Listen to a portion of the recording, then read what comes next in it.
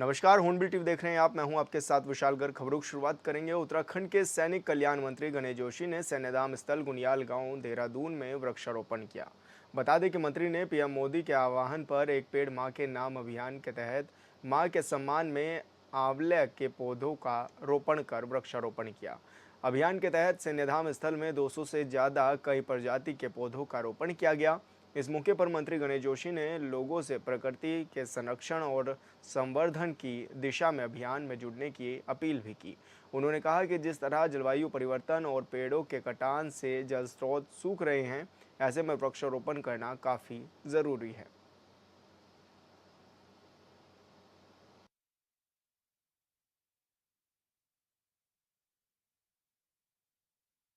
आज ज़्यादा से ज़्यादा वृक्षारोपण की आवश्यकता है। जिस प्रकार से जलवायु परिवर्तन हो रहा है, लगातार पेड़ों के कटने से हमारे स्रोत सूख रहे हैं। और मैं एक मैगजीन में पढ़ रहा था कि 25 साल के बाद जितने हमारे शहर समुद्र के किनारे हैं वो डूब जाएंगे। ऐसा में वृक्षारोपण बहुत आवश्यक है।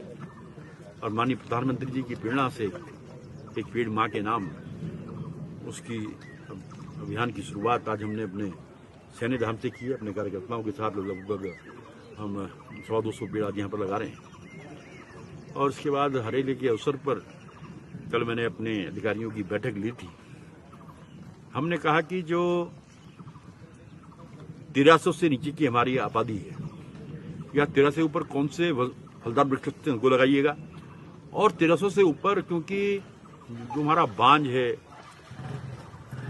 जो जल संवर्धन में एक बहुत बड़ा माध्यम सिद्ध हो सकता है, क्योंकि हमारे स्रोत सूख रहे हैं, ऊपर बांझ और इस प्रकार की प्रजाति के पेड़ लगे जो जिससे हमारा जल संवर्धन हो। कल अध्याय को निश्चित किया। उत्तराखंड राज्य आपदा प्रबंधन सलाहकार समिति के उपाध्यक्ष विनय रोहेला ने मानसून सीजन के दौरान विभाग की तैयारियों को लेकर अधिकारियों के साथ बैठक की। बैठक के दौरान उन्होंने वीडियो कॉन्फ्रेंसिंग के जरिए सभी जिलों को मानसून सीजन के दौरान संभावित आपदाओं को लेकर सभी व्यवस्थाओं को चाक चौबंद करने के निर्देश भी दिए। उन्होंने जिलों के डॉक्टरों, दवाइयों, फार्मासिस्ट, एम्बुलेंस की पर्याप्त व्यवस्था रखने के भी निर्देश दिए हैं।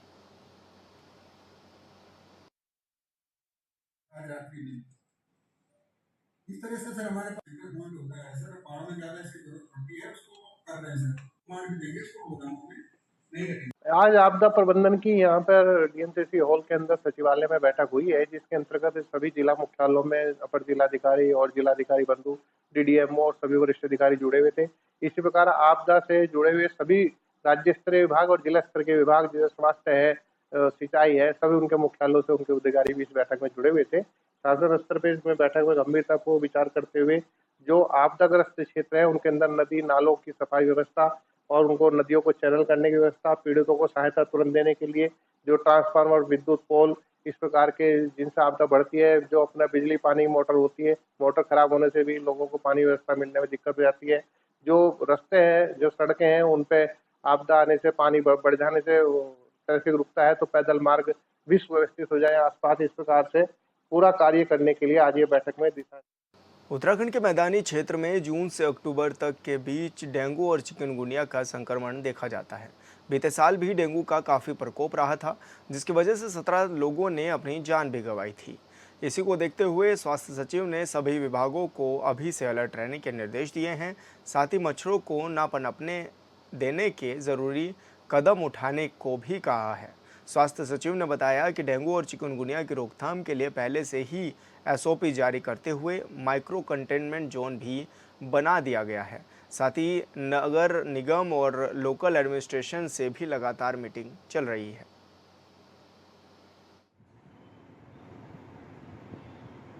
देखिए, डेंगू और चिकनगुनिया के लिए हम लोगों ने बहुत पहले ही एसओपीज़ जारी कर दिए हैं। धरातल पे डिस्ट्रिक्ट एडमिनिस्ट्रेशन, नगर निगम के साथ हमने मिलके माइक्रो कंटेनमेंट जोन्स पहले ही बना दिए हैं और लगातार इसमें कार्रवाई चल रही है और सभी के साथ मिलके सोर्स रिडक्शन स्ट्रैटेजी जो है उस पर हम लोग लगातार काम कर रहे हैं। बाकी वाटर बॉर्न इलनेसेस जो कॉमन रहती हैं बारिश के सीज़न में, उसके लिए भी हम लोगों ने एसओपी और संवाददाता अरुण सैनी हमारे साथ फोन लाइन पर जुड़ गए हैं। अरुण, किस तरह की तैयारियां भी हैं डेंगू और चिकनगुनिया ना फैले उसको लेकर के? जी सर, बिल्कुल देखिए, मानसून सीजन जो है वो दस्तक दे चुका है और लगातार बारिश हो रही है। तो ऐसे में मानसून सीजन में अक्सर देखा जाता है कि डेंगू और चिकनगुनिया का जो है प्रकोप काफी ज्यादा जो है प्रदेश में फैलता है। पिछले वर्ष की अगर बात की जाए तो पिछले वर्ष भी काफी भयावह स्थिति जो है डेंगू से हो चुकी थी, जिसमें कि काफी जो है केसेस डेंगू के आए थे और करीब 17 से अधिक लोगों की जो है मौत भी डेंगू के कारण जो है वो हो चुकी थी।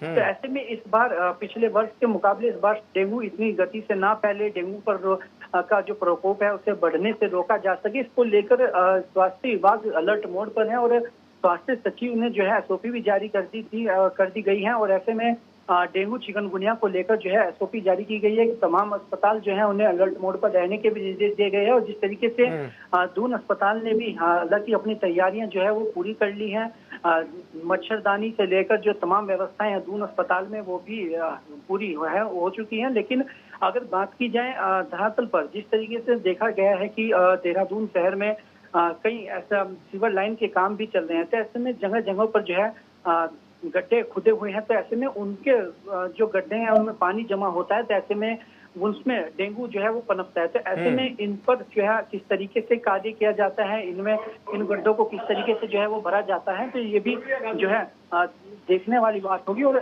जिस तरीके से इनसे जो डेंगू पनपता है उस पर किस तरीके से रोक लगाई जाती है। हालांकि नगर निगम का भी कहना है कि वो तमाम जो है फॉगिंग वगैरह से लेकर तमाम जो व्यवस्थाएं हैं उसको लेकर तैयारी की जा रही है और जैसे ही जरूरत पड़ी तो फॉगिंग भी की जाएगी। और अभी फॉगिंग का कार्य जो है कई जगहों पर शुरू भी हो चुका है। लेकिन अभी जिस तरीके से तैयारियां दिख रही हैं, लेकिन अगर बात की जाए जिस तरीके से पानी जल भराव की समस्या होती है और पानी जगह जगहों पर इकट्ठा होता है, तो उससे किस तरीके से उसका निपटारा किया जाता है, उससे किस तरीके से पार पाया जाता है जिससे कि उसमें डेंगू का प्रकोप जो है डेंगू ना पनपे, तो उसके लिए क्या कुछ कदम उठाए जाते हैं ये भी देखने वाली बात है। अरुण, कंटेनमेंट जोन भी बनाए जाने हैं डेंगू को लेकर के, उसमें क्या कुछ रहने वाला है, किस तरह की तैयारियां हैं उसको लेकर?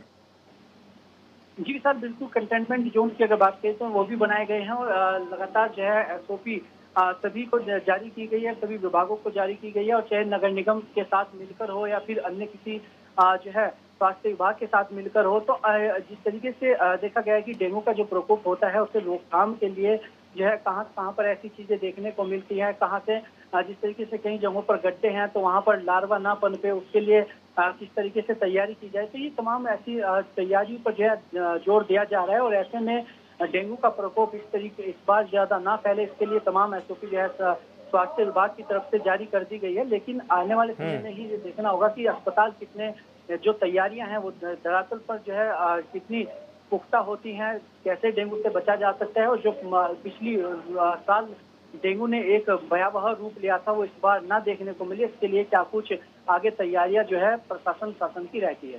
अरुण, क्योंकि पिछले साल हमने देखा कि चालानी कार्रवाई भी की गई थी, जिन लोगों ने लापरवाही बरती थी, जिन लोगों के घरों पे लार्वा पाया गया था उनके खिलाफ कार्रवाई भी हुई थी और एक अच्छा खासा वसूली भी उनसे की गई थी चालान के रूप में, तो क्या इस बार भी वो सब देखने को मिलेगा? जी देखिए सर, अगर चालानी कार्रवाई की बात की जाए तो जैसे अभी हालांकि डेंगू का प्रकोप इतना नहीं बढ़ा है, डेंगू का अभी पूर्व में 2 मरीज आए थे, हालांकि वो ठीक होकर जो है अपने घर पहुंच चुके थे। तो ऐसे में लेकिन अभी इस तरीके की कोई चीज डेंगू के अभी ऐसे कोई खास मरीज जो है वो देखने को नहीं मिले हैं। हालांकि आगे आगे अगर डेंगू भयावह रूप लेता है और ज्यादा केसेस अगर फैलते हैं तो उसके बाद जिस तरीके से एसओपी जारी करती जाती है कि जो अपने घरों में भी जमा पानी है उसे हटाया जाए, उसमें लार्वा ना पनपे। और ऐसे में जो तमाम एसओपी स्वास्थ्य विभाग की तरफ से जारी की जाती है उसका भी कहा जाता है। अभी ये देखने वाली बात होगी कि आने वाले समय में इस बार स्वास्थ्य विभाग क्या कुछ जो है एसओपी जारी करता है लोगों के घरों में जिस तरीके से पानी जमा होता है उसको लेकर, तो और क्या कुछ उन पर चालानी कार्यवाही भी की जाती है या नहीं, ये अभी आने वाले वक्त पर निर्भर होगा। जैसे कि अगर डेंगू का जो है प्रकोप बढ़ता है उसके हिसाब से जो है स्वास्थ्य विभाग आगे क्या कुछ अपनी जो है तैयारी करता है, क्या कुछ निर्णय आगे लेता है, ये आने वाले वक्त पर ही जो है वो निर्भर करता है। जागरूकता के लिए क्या कुछ कदम उठाए जा रहे हैं अरुण? जी बिल्कुल विशाल, देखिए डेंगू का प्रकोप जिस तरीके से फैलता है मानसून सीजन में, उसको लेकर अगर जागरूकता अभियान की बात की जाए तो लगातार जो है नगर निगम की तरफ से लोगों को जागरूक किया जा रहा है, स्वास्थ्य विभाग की तरफ से भी जो है जागरूक किया जा रहा है। और जागरूकता अभियान समय समय पर जो है वो चलते हैं और डेंगू और चिकनगुनिया को लेकर भी अभी से लगातार जो है जागरूकता अभियान चल रहे हैं। लोगों को साफ तौर पर ये कहा जा रहा है कि वो अपने आसपास पानी जमा न होने दे।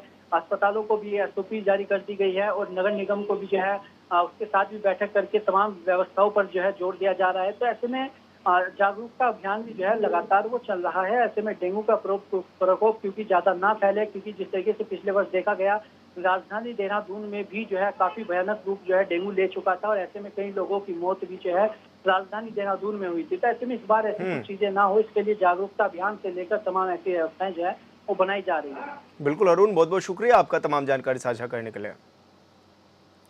स्वास्थ्य मंत्री धन सिंह रावत प्रदेश के डॉक्टरों को एक बड़ी सौगात देने जा रहे हैं। मंत्री ने बताया है कि अब उत्तराखंड के डॉक्टरों को बड़ी सौगात दी जाएगी।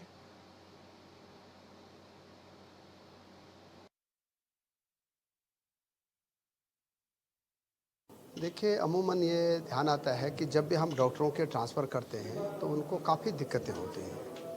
तो अब हम एक नया एक्ट ला रहे हैं डॉक्टरों के लिए कि डॉक्टरों को उनकी चॉइस के अनुसार स्थान देंगे। बाय द वे, उनको पहले साल चॉइस नहीं मिला तो उनको ये पता रहना चाहिए कि मैं अगर धारचूला में नौकरी कर रहा हूँ तो 3 साल बाद में हल्द्वानी आ जाऊँ। तो जब ये स्पष्टता रहेगी तो डॉक्टर लोग पहाड़ में भी जाएंगे और अच्छा काम भी करेंगे और डॉक्टर डे पे बड़ी सौगात हम उनको दे रहे हैं।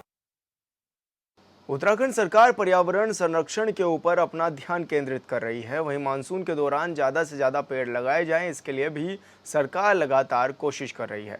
डीएम देहरादून सोनिका का कहना है कि अब तक 7,000 से 8,000 आवेदन वृक्ष लगाने को लेकर आए हैं। डीएम ने बताया कि इसे लेकर 2 तरीके से काम किया जा रहा है, जिसके तहत पहला राज्य सरकार की मदद से वृक्षारोपण किया जाएगा और दूसरा व्यक्तिगत रूप से भी काफ़ी लोगों ने आवेदन किए हैं।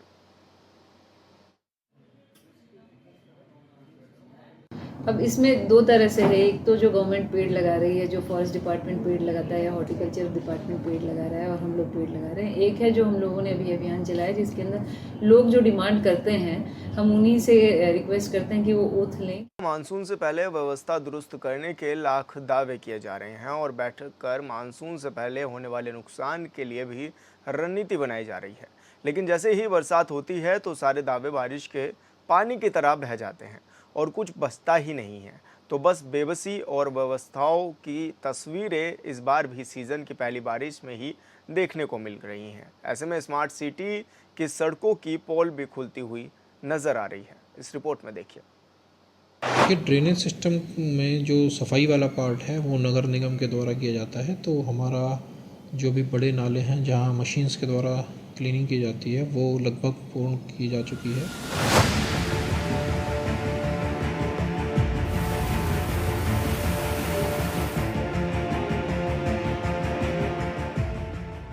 उत्तराखंड की राजधानी देहरादून नगर निगम के आयुक्त गौरव कुमार के जवाब से समझना मुश्किल नहीं है कि अगर तेज बारिश हुई तो शहर की क्या तस्वीर सामने आएगी।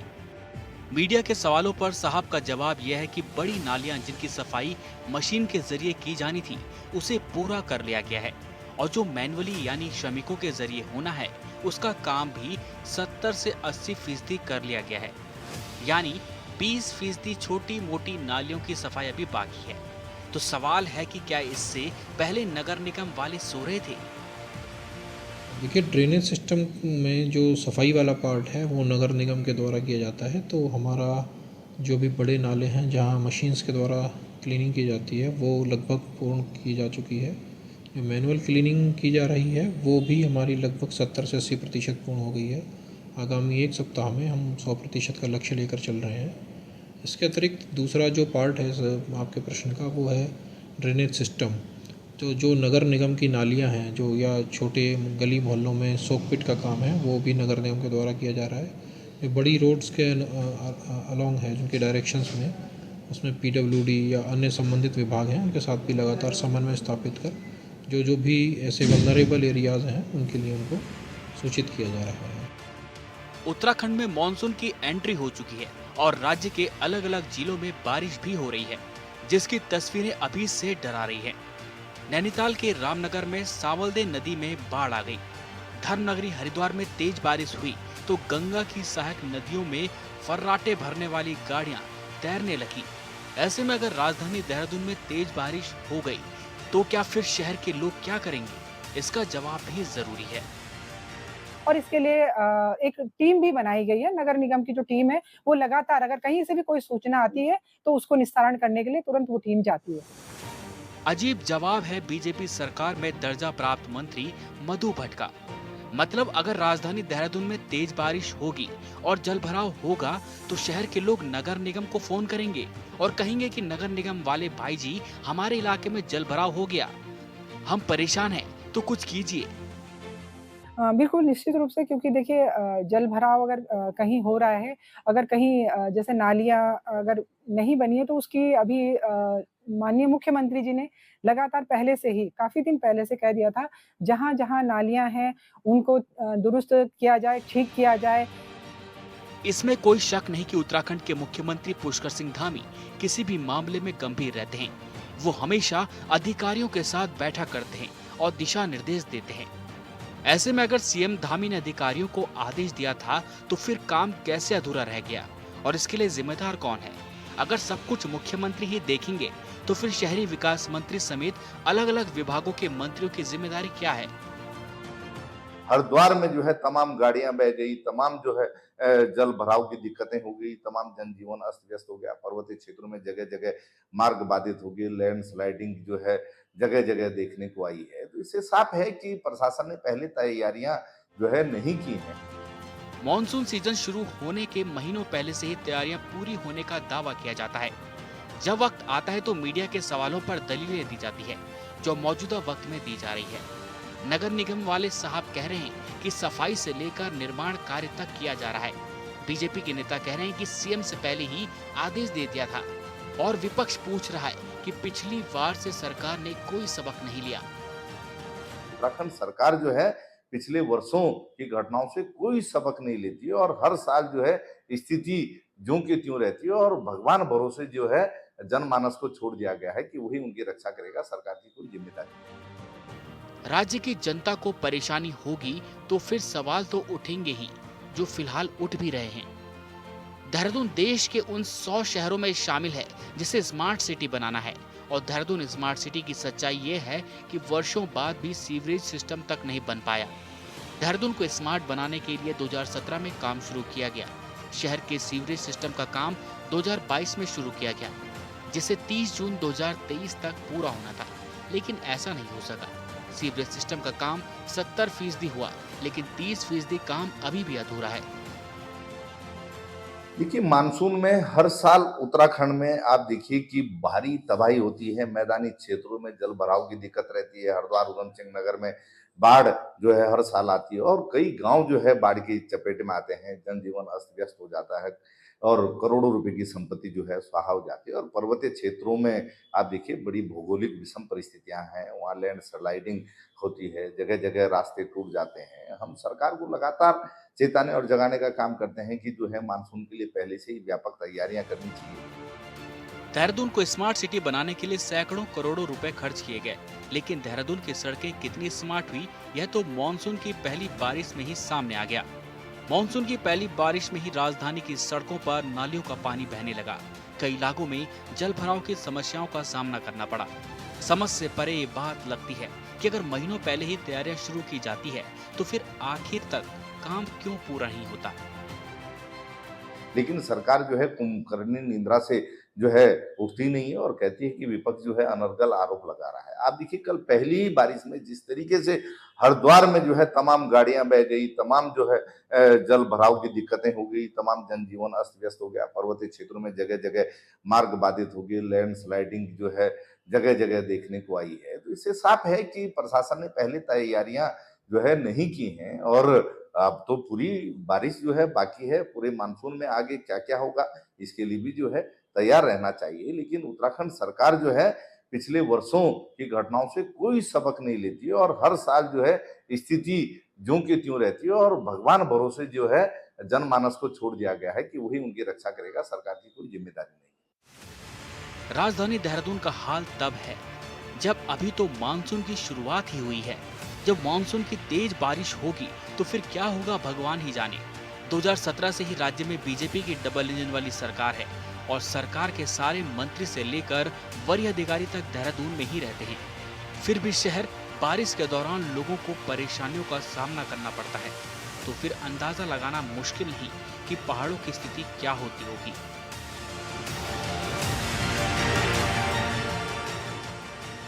ब्यूरो रिपोर्ट, ऑनबिल टीवी।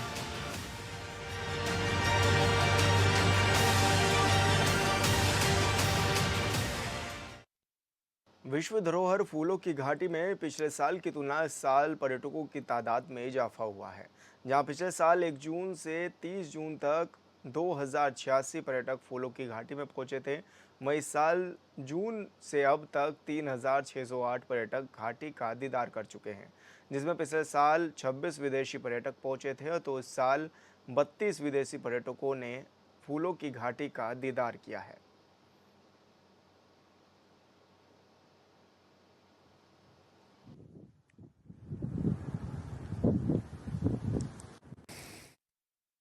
उत्तराखंड में इस साल तापमान में बढ़ोतरी का असर ग्लेशियरों पर भी दिखाई दिया है। पहले ग्लेशियर और इन दिनों हो रही बारिश की वजह से नदियां उफान पर हैं। प्रशासन लोगों को अलर्ट कर रहा है। लोगों का नदी किनारे न जाने के निर्देश भी देते हुए नजर आ रहा है। बद्रीनाथ से लेकर लक्सर तक नदियों में उफान की तस्वीरें मीडिया की सुर्खियां बनी हुई है। इस रिपोर्ट में देखिए।